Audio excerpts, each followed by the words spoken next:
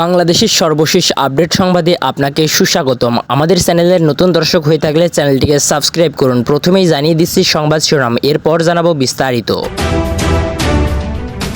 শুরুতেই জানিয়ে দিব তারেক রহমানকে ভিলেন বানানোর নীল নকশা। এরপর জানাবো শাহাদত যাদের প্রিয় তাদের চোখ রাঙাবেন না, বলেছেন জামায়াতের আমির। সর্বশেষ আপনাদের জানাবো রাজবাড়ীতে আওয়ামী লীগ নেতা গ্রেপ্তারের পর কারাগারে। সুপ্রিয় দর্শক, এতক্ষণ শুনছিলেন সংবাদ শিরোনাম, এবার বিস্তারিত। তারেক রহমানকে ভিলেন বানানোর নীল নকশা। ১-১১ পরিস্থিতির মতোই ফের -2 ফর্মুলায় মেতে উঠেছে দেশের একটি শীর্ষ দৈনিক পত্রিকা। 2007 থেকে রাজনীতির দুই নেত্রী খালেদা জিয়া ও শেখ হাসিনাকে সরানোর নীল নকশা এঁকেছিল এই পত্রিকাটি। দীর্ঘ দেড় যুগ পর উদ্ভূত পরিস্থিতিতে ফর্মুলা অভিন্ন হলেও মাইনাসের তালিকায় খালেদার সঙ্গে যুক্ত হয়েছেন তার বড় ছেলে বিএনপির ভারপ্রাপ্ত চেয়ারম্যান তারেক রহমান। ১-১১ ও এর পরবর্তী সময়ে তারেক রহমানকে রাজনীতিতে ভিলেন বানানোর অপ্রতিরোধ্য অপচেষ্টার অংশ হিসাবে অব্যাহতভাবে তার চরিত্র হনন করা হয়েছিল। তাকে জঙ্গি সম্পৃক্ততা, সন্ত্রাসের গডফাদার, দুর্নীতিবাজ ও বিত্ত বৈভবের মালিক দেখে মানুষের কাছে খাটো করার পাশাপাশি তার রাজনৈতিক ক্যারিয়ার শেষ করে দেওয়ার মিশন ও নেওয়া হয়েছিল। পদ্মার অন্তরালয়ে ওই দৈনিক এই ধরনের নীল নকশা এখনো চলছে বলে অভিযোগ রয়েছে। এ নিয়ে এর মধ্যে রাজনৈতিক পরিবেশ উত্তপ্ত হতে শুরু করেছে। বিএনপি নেতাদের মধ্যেও দেখা দিয়েছে তীব্র অসন্তোষ। শহীদ রাষ্ট্রপতি জিয়াউর রহমান ও সাবেক প্রধানমন্ত্রী খালেদা জিয়ার বড় ছেলে তারেক রহমান দীর্ঘদিন ধরে রাজনৈতিক কারণে দেশান্তরে। তার রাজনৈতিক ক্যারিয়ার নস্যাৎ করতে চরিত্র হনন থেকে শুরু করে তাকে সন্ত্রাস দুর্নীতির বরপুত্র বানিয়ে ছেড়েছিল কারওয়ান বাজারের একটি শীর্ষস্থানীয় দৈনিক পত্রিকা। ইসলাম বিদ্বেষী ও ধর্মভীরু মানুষকে জঙ্গি বানানোর দায়ে অভিযুক্ত পত্রিকাটি অফিসের সামনে অতি সম্প্রতি ইসলামপন্থী একটি ক্ষুদ্র পক্ষ প্রতিবাদ করে গরু জবাই দিয়েছে। অভিযোগ রয়েছে হীন উদ্দেশ্যে সমাজে ভুল বার্তা দিয়ে জনরোষ তৈরি করতে তাদেরকে জড়িয়ে শত শত প্রতিবেদন ছাপিয়ে তার রাজনৈতিক ক্যারিয়ার বরবাদ করার সব অপচেষ্টাই করেছিল ভারতের র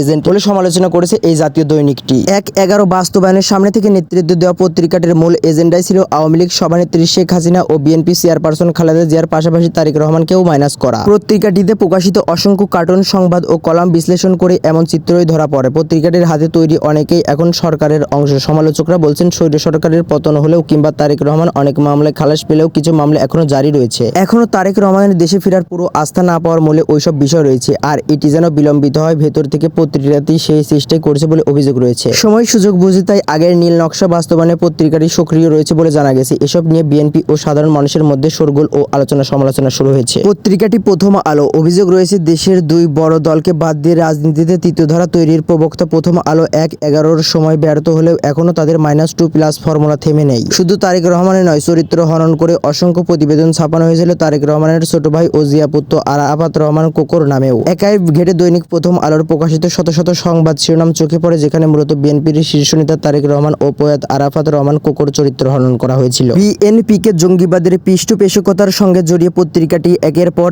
এক প্রতিবেদন ছেপেছিল। এর সম্পাদক মতিউর রহমানের নেতৃত্বে প্রকাশিত এসব প্রতিবেদন এখন পর্যালোচনা করলে দেখা যায় সবই ছিল আশার। ২১ আগস্টের গ্রেনেড হামলায় বিএনপি ও তারেক রহমানকে জড়িয়ে অনেক প্রতিবেদন ছাপে পত্রিকাটি। অতি সম্প্রতি ওই মামলায় তারেক রহমান সহ সব আসামি খালাস পান। মামলার রায় খালাসের পর তারেক রহমানকে জড়িয়ে পত্রিকাটিতে ছাপা হয় ওইসব প্রতিবেদনের এখন সামনে আসছে। বিএনপির কেন্দ্র থেকে তৃণমূলে এখনো প্রশ্ন তোলা হচ্ছে। প্রথম আলো ২১ আগস্টের গ্রেনেড হামলায় তাকে জড়িয়ে যেভাবে চরিত্র হনন ও হেয় প্রতিপন্ন করেছিল তার দায় কে নেবে? এই মানহানির দায় কিভাবে মেটাবে পত্রিকাটি? ২০০৭ সালের ৭ জন প্রথম আলোর সম্পাদক মতিউর রহমান নিজে একটি মন্তব্য প্রতিবেদন লেখেন ওই পত্রিকায়। এর শিরোনাম ছিল তারেকের দুর্নীতি বিচার হতে হবে। তারেক রহমান কার কার সঙ্গে মিলে কিভাবে দুর্নীতি করেছিল আর এজন্য তিনি হলফনামায় কিভাবে ক্ষমা চেয়েছিলেন, এসব তথ্য বিশ্লেষণ করে লেখা ওই মন্তব্য প্রতিবেদনে মূলত তারেক রহমানকে জনসাধারণের কাছে হেয় করার সব উপাদানে যুক্ত ছিল। মতিউর রহমান ওই মন্তব্য প্রতিবেদনে লেখেন, মামুনের সব অবৈধ কর্মকাণ্ড এবং বড় বড় দুর্নীতি ও চাঁদাবাজির কথা তারেক রহমান জানতেন এবং ভাগ পেতেন। মতিউর রহমান তারেক রহমানকে দুর্নীতিবাজ প্রমাণ করতে প্রতিবেদনের এক জায়গায় লেখেন, আসলে বিগত ৫ বছরে তারেক ও মামুন যৌথভাবে যে অর্থবিত্ত আর সম্পদের বিপুল পাহাড় গড়ে তুলেছিল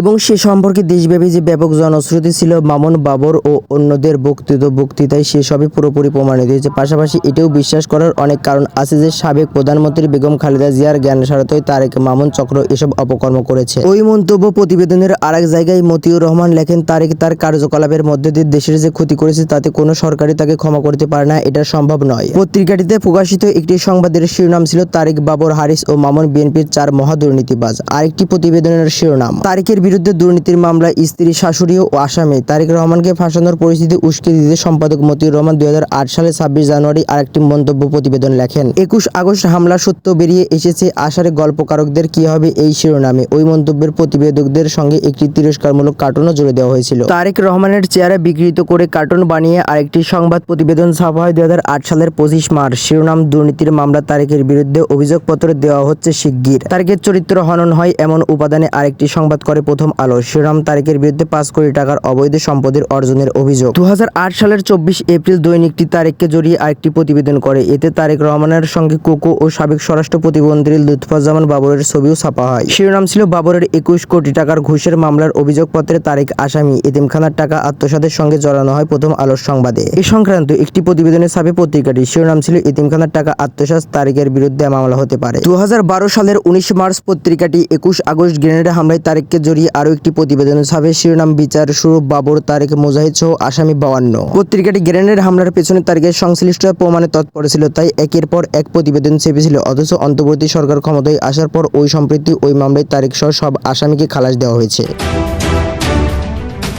শাহাদত যাদের প্রিয় তাদের চোখ রাঙাবেন না, বলেছেন জামায়াতের আমির। আওয়ামী লীগ ও ভারতকে ইঙ্গিত করে জামায়াতের ইসলামের আমির ডাক্তার শফিকুর রহমান বলেছেন, আপনারা কাদের ভয় দেখাচ্ছেন? যারা এক হাত হারানোর পরেও, পঙ্গুত্ব বরণ করার পরেও যুদ্ধে প্রাণ দিতে প্রস্তুত ছিল, তাদের ভয় দেখাবেন না। শাহাদতের জন্য যাদের প্রিয় তাদের চোখ রাঙাবেন না। শুক্রবার 6 ডিসেম্বর কুমিল্লা টাউন হল প্রাঙ্গণে আয়োজিত মহানগর জামায়াতের কর্মী সম্মেলনে প্রধান অতিথির বক্তব্যে তিনি এ কথা বলেন। এ সময় জামায়াতের আমির বলেন, বাংলাদেশে 2টি বিমানবন্দর বন্ধ রয়েছে, এর মধ্যে একটি কম গুরুত্বপূর্ণ, কিন্তু কুমিল্লা বিমানবন্দর অত্যন্ত গুরুত্বপূর্ণ। অনেকগুলো জেলার কেন্দ্রস্থল কুমিল্লা, তাই বর্তমান সরকারকে বলবো কুমিল্লা বিমানবন্দরের দিকে নজর দিন। শেখ হাসিনা উদ্দেশ্য করে তিনি বলেন, কুমিল্লার নামে বিভাগ দেবেন না, কুমিল্লাকে অপমান করে কথা বলবেন। আপনি বাংলাদেশের প্রতিটি ইঞ্চি জমিকে শ্রদ্ধা করতে পারেননি, আপনি প্রধানমন্ত্রীর যোগ্য ছিলেন না। বর্তমান সরকারকে বলবো, নামের কারণে কুমিল্লাকে বিভাগ করা হয়নি, কুমিল্লাকে অপমান করা হয়েছে, অপমানিত কুমিল্লাকে বিভাগ ঘোষণা করুন। বাংলাদেশে 2006 সালের 28 অক্টোবর থেকে 2024 সালের 5 আগস্ট পর্যন্ত যতজন শহীদ হয়েছেন, আল্লাহ তাদের কবুল করুক। যাদের দেশ ও দেশের বাইরে থেকে